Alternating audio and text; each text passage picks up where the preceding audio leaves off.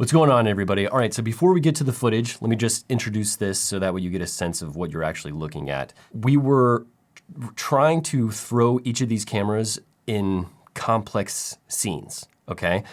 Also, we were using two different tripods because we had to move pretty fast because we were in an area where we were kind of getting hassled for being there. So because we're moving fast, you're gonna notice that the framing of these shots does not match up one-to-one. I apologize for that. What we're trying to look at as we look at these is what would your base starting point be with each of these cameras? So we're trying to use each of these cameras at their highest quality, at their native ISO, with their standard LUT applied. Okay, so I know we could have used a better LUT for every single one of these cameras, but that's not the point. The point is to show you where your starting point is and the hoops that you're going to have to jump through as you're using these tools.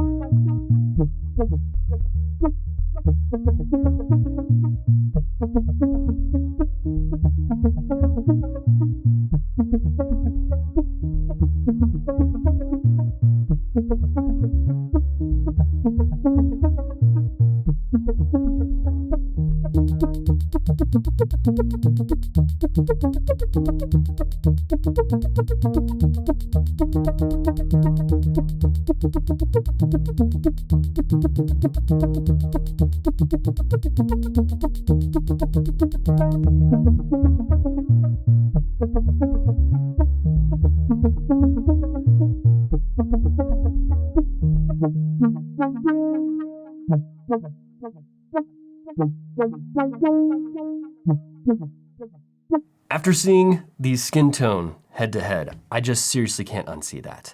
I thought the GH5 looked great, but now that I have a better point of comparison against it, I can't unsee what I've seen.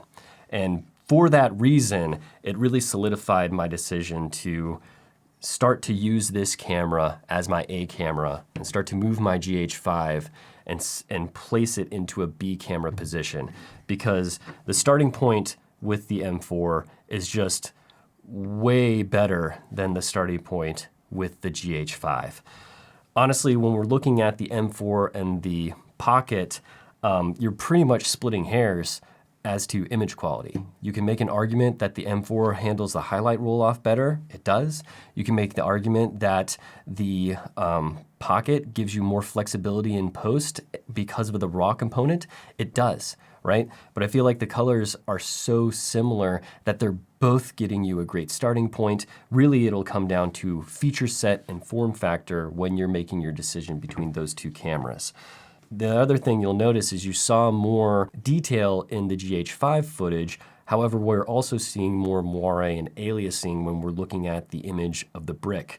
The reason for that is because with that camera, I believe that they're actually incorporating more aggressive internal sharpening as opposed to the M4 and the Pocket, where the detail is there. If we were to add sharpening to those shots, you can pull that detail out. So the sensors aren't lacking resolving power. It's just Panasonic is putting in aggressive sharpening into the GH5 that is absent from the Pocket and the E2-M4. So thrilled with the image that's coming out of this guy, and I'm really looking forward to continuing to use it.